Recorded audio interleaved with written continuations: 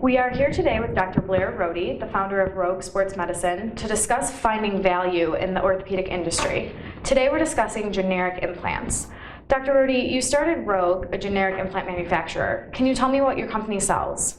RoG is concentrated on a shoulder line. We sell a complete shoulder tray. Our implants are a 5.5 all-peak anchor that comes both double loaded and triple loaded with high tensile strength suture. We have a knotless anchor for lateral row repair, and we also have a 2.9 millimeter peak labral anchor. We have a complete set of instruments, including 6 dedicated instruments that are utilized in insertion of the implants, as well as a set of handled instruments.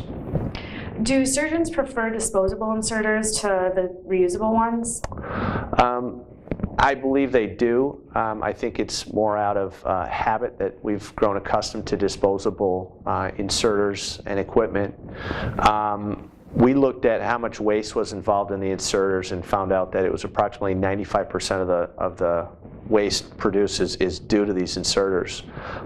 So we elected, both from an ecological standpoint, to eliminate them, as well as an economical, because we save money by eliminating that component of the insertion.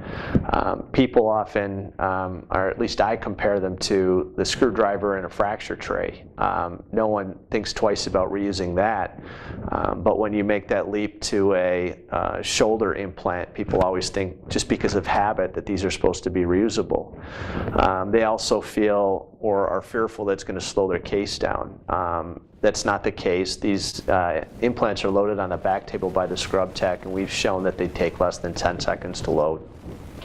Why would I, as a surgeon, want to use a generic or a value-based implant? There'd be 2 reasons. One was because you wanted to, and the other is because you have to. People that want to are people that are obviously aligned with the cost. Surgery center owners, people that have co-management agreements, profit sharing with the hospital.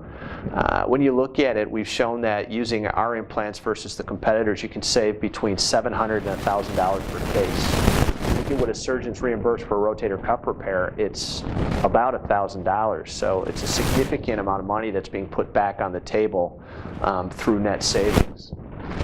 The other type of surgeon that is going to use this is one that has to. I'm not too fond of that arrangement, but surgeons are losing the authority to be able to choose what's best, or what they believe is best for the patient, because they're now employees for the hospital.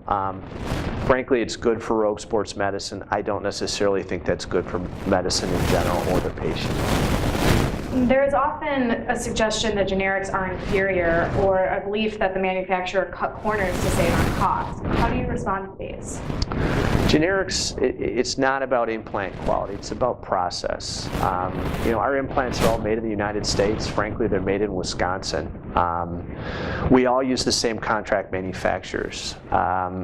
I'm just in queue behind another manufacturer. In fact, you can make the argument that the larger companies actually get their implants made more cheaply, because it's all about volume. So with our implants, we're smaller volume. We actually spend more on the actual implant than the competitors. The thing we've chosen to do is become more efficient. We don't have sales reps. We don't have a lot of overhead, a lot of management involved in the company. We also have the patient or the centers purchase the instrument trays, eliminating that cost. Through all these efficiencies, what we've done and what we feel our goal is to provide the best product at the lowest price, which is pretty much how all other industries, with the exception of medicine, approach their mission. And doctors and hospitals are often dependent on their sales rep to manage the product inventory and the instrumentation at that site. How does RoG address these issues? I think this is a big problem. Being a surgeon myself, I see it in my hospitals where, frankly, we're dependent upon the sales reps. The hospitals have gladly given away the responsibility of inventory management and management of the instruments to the device companies. That all comes with a cost. I mean, if you look at the cost of a sales rep, it's about 43% of the cost of the implant. Studies have also shown when a sales rep's in the room, implant usage goes up by as much as 30%. If you look at, there's 5 big orthopedic companies, and there's about 6 different procedures we perform utilizing the majority of implants. That's 30 different instrument trays, 30 different implant lines they would have to manage. So first and foremost, the hospital and the doctors are going to have to agree to streamline that and basically eliminate a lot of different companies if they want to achieve really a value-based goal. Why does RoG require these centers to purchase the instrumentation needed for your product? Again, this comes down to efficiencies. If I don't charge you for the instruments, I have to build that into the cost of the implant, and that's what they do. I'm a big believer in transparency. I want to see the cost of everything I'm buying, because then I can attach a value to it and decide if it's worth my time. I, as an implant manufacturer, if I am consigning or giving away trays, that's a cost I have to build into the implant. I don't know the end user how much they're going to use in volume, so I'll probably overestimate the cost of my tray. Also, frankly, we tend to overestimate the cost of our trays. I've heard, shoulder trays, at least list price $35,000, $40,000. Again, if you look at our pricing, we're significantly lower than that because we're not there to gouge you on the instruments.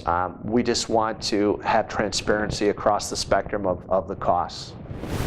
And where do you see the future of a generic value-based implant system? Well, I think as the cost constraints get tighter and tighter, these are only going to expand and evolve. As I said before, as you add more lines, it becomes more and more difficult to actually manage that. That's where we've been actually working and developing a system that will manage your different instrument lines, your different implants via an RFID tracking system. I think that will ultimately be the end game, that essentially you go online and purchase your implants in a transparent model, not unlike Amazon, where you can look at the products, look at the prices, purchase on value, and then via a tracking system, the hospitals, the surgery centers will actually be able to manage their inventory via the cloud. And I think that is where this industry is going.